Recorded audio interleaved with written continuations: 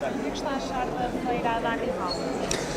Estou agora a começar a visita, mas tenho todos os anos visitado a Agrival e normalmente é uma, talvez, das mais importantes feiras aqui de toda a região norte.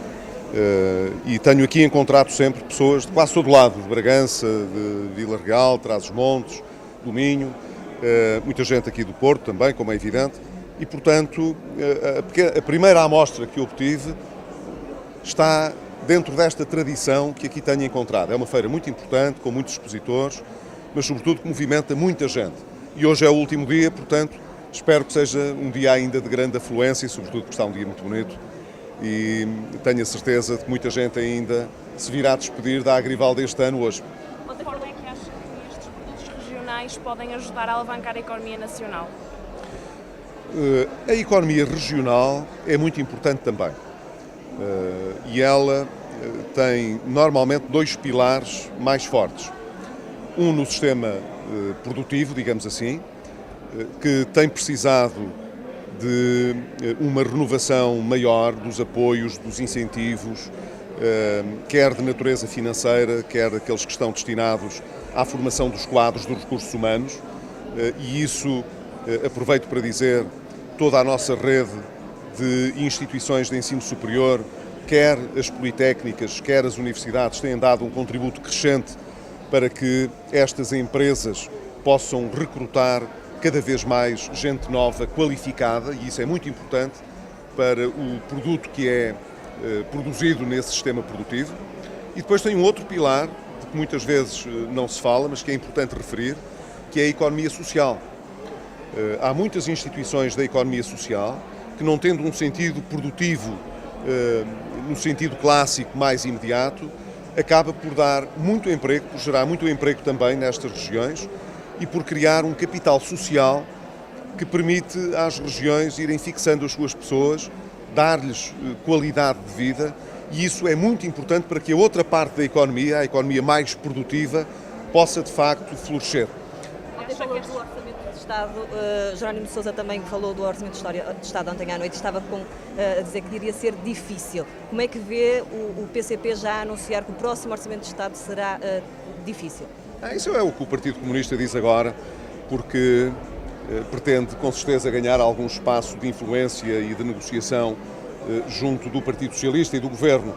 Mas o Partido Comunista Português é um dos partidos responsáveis pela solução de governo que o país tem hoje. O Bloco de Esquerda também, e portanto é ao Partido Comunista Português e ao Bloco de Esquerda e ao Partido Socialista que cabe a responsabilidade de ter o entendimento que suporte não apenas o Governo, mas o seu principal instrumento de ação política, que é o seu orçamento. É talvez a lei mais importante para um Governo poder viver, é a lei do orçamento. Palavras, alguma retirada estratégica do Partido Comunista? Isso tem que perguntar ao Partido Comunista, mas a mim não me parece, sinceramente não me parece.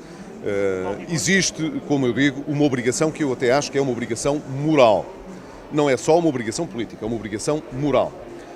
Os partidos que suportam este governo comprometeram-se a conferir estabilidade política ao país, e isso pressupõe dar ao governo o mínimo de instrumentos para que ele possa executar a sua política. E a política que o Governo vem executando é uma política tal como o Partido Comunista Português e o Bloco de Esquerda têm vindo a reclamar.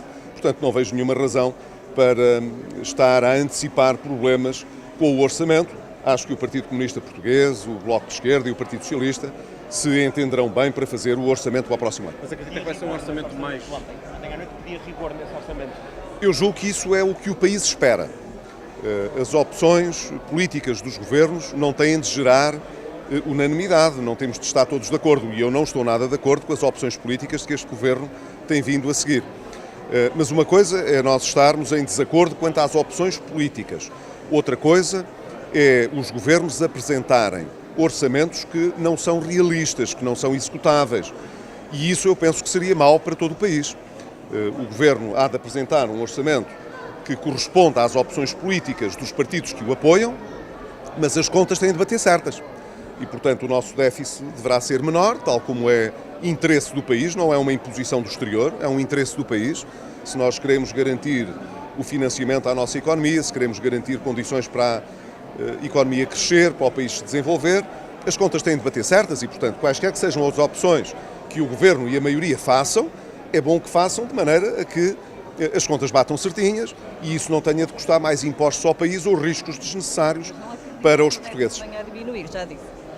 Não, o que eu digo é que os dados que vêm sendo revelados mostram que é cada vez mais curto o espaço de cumprimento. As contas, a cada mês que passa, vão ficando menos boas. E com a experiência que tenho de governo e sabendo o que sei da execução de orçamentos e conhecendo as opções que já foram tomadas e que se refletirão agora nos próximos meses, vejo que haverá mais dificuldade em que o resultado que foi anunciado possa ser atingido. Mas isso são os indicadores que temos até à data. O Governo ainda tem tempo para poder corrigir esse trajeto. O que eu espero, e foi a denúncia que fiz ontem, é que isso não se faça à custa de quebras de palavra em investimentos que eram importantes, como era, por exemplo, aqui para toda esta região. Isto pode parecer uma gotinha d'água e uma coisa que não tem importância nenhuma, mas havia uma obra que devia ter avançado aqui em toda esta região, que é essencial para que, do ponto de vista económico mesmo, a região se possa desenvolver melhor, que é a realização das obras do IC35. Nós, na altura, não tínhamos dinheiro para fazer a obra toda, mas canalizámos uma parte para avançar com a primeira empreitada da obra. Lançámos o concurso, faltava apenas fazer a adjudicação. E o novo Governo, justamente porque fez outras opções e agora não tem dinheiro para gastar, empurrou com a barriga e, portanto, disse que já não ia adjudicar e que em 2017 se veria o que é que se haveria de fazer com isso. O mesmo com a eletrificação da linha do Douro e por aí fora. Há muitos projetos que até um governo que tinha dificuldades financeiras grandes, como nós tivemos no passado, conseguiu pôr de lado o suficiente para que essas obras pudessem avançar e agora estão todas na prateleira, digamos assim, porque o governo já não tem dinheiro para gastar e está a gastar menos do que nós gastávamos em investimento público. Espero que o próximo orçamento tenha mais desse investimento e, nomeadamente, para essas obras que estavam... O que eu espero é que ele seja realista, para que as pessoas não sejam levadas ao engano. Se o Governo acha que é mais importante, por exemplo, fazer aumentar a despesa corrente em vez da despesa de investimento, que o diga, mas que o diga de forma frontal para as pessoas saberem. Isso não seria coerente com o discurso deles no passado, porque no passado criticaram-nos amargamente por gastarmos pouco em investimento público. Ora bem, eles hoje estão a gastar ainda menos do que nós. Menos quase 230 milhões só em 6 meses. Eu preferiria que as opções não fossem essas, porque nós já gastamos pouco em investimento público, ao menos aquele bom que devia ser realizado, que se possa concretizar. É muito mais importante isso do que estar a gastar em despesa corrente. A despesa com pessoal está acima daquilo que o Governo projetou. Isso não é um bom indicador. Significa que, para não falhar depois a meta do orçamento, vai ter de gastar menos ainda, quer no investimento, quer em despesas importantes que são relevantes para o sistema de saúde funcionar, para que a educação corra como deve ser e por aí fora. Portanto, o que eu espero é que as opções que venham a ser feitas sejam comunicadas de uma forma transparente e depois que os números que lá são postos tenham adesão à realidade e possam ser números que as pessoas acreditem que vão ser atingidos e realizados. Como é que vemos as remodelações governamentais que já se fala também um pouco nos jornais?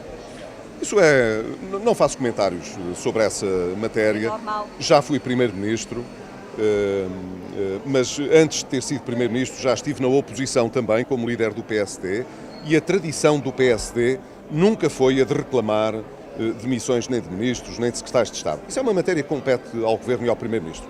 O Primeiro-Ministro é que sabe se precisa de mudar alguém ou não precisa de mudar, se as suas equipas estão a funcionar bem ou mal.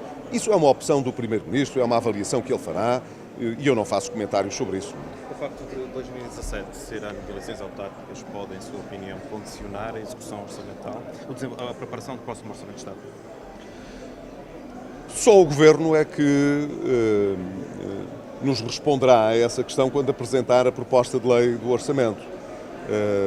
Os governos não devem governar só a pensar nas eleições. Não estou com isto a dizer que os governos devem governar a pensar que têm de perder as eleições.